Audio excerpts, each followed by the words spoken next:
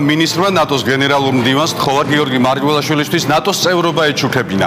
დღეს პრეზიდენტის დაბადების დღეა, ხვალ კი ნატოს საქართველოს ურთიერთობებში ახალი ეტაპი იწყება. ყოველ შემთხვევაში ამას გვირდება ალიანსის გენერალური მდივანი და ამის მოლოდინშია მთავრობა. ერთი სიტყვით ნატოს კიდევ უფრო ხვალ მივუახლოვდებით და როგორც ზოგიერთი მინისტრი იტყო და უმაღლეს ლიგაში გადავალთ. მანამდე კი გიორგი მანჯავიძის სიუჟეტი ვნახოთ. ხვალიდან ნატოსთან საქართველოს თანამშრომლობის ახალი პაკეტი ამოქმედდება. ალიანსის გენერალურმა მდივანმა ამ თემაზე უელსის სამიტის ოფიციალურად გახსნამდე ისაუბრა.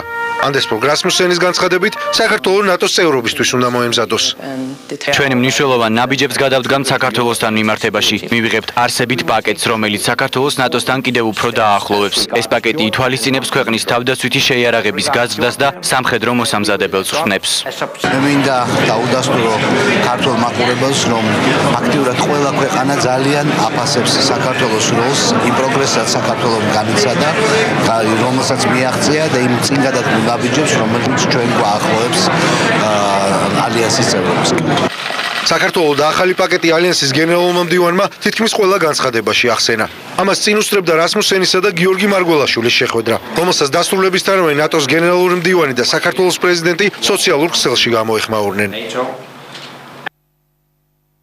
კარგი შეხვედრა მქონდა გიორგი მარგველაშვილთან. ხვალ კი ჩვენ თანამშრომლობის ახალ პაკეტს ავამოქმედებთ საქართველოს თავდაცვის გაძლიერების დასახმარებლად და საქართველოს ნატოს წევრობის მოსამზადებლად.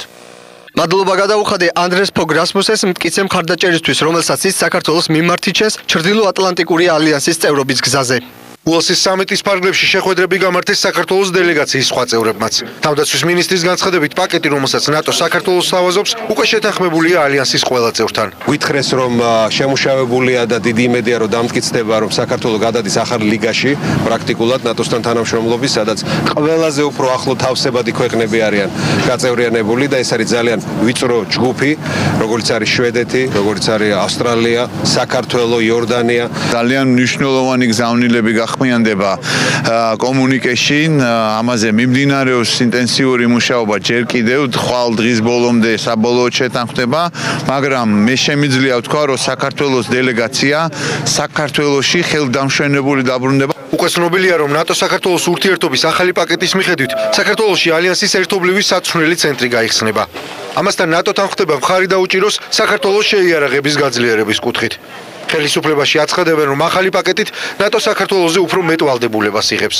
საქართველოს სავარაუდოდ გახდება ნატოს ყველაზე თავსებადი ქვეყნების სიაში მოექცევა, რაც ეს ყველაფერი ხაზს უსვამს, რომ საქართველო ფაქტობრივად აკმაყოფილებს იმ შესაბამის სტანდარტებს, რაც საჭიროა ნატოს წევრობისთვის და რჩება მხოლოდ პოლიტიკური გადაწყვეტილების ნაწილი.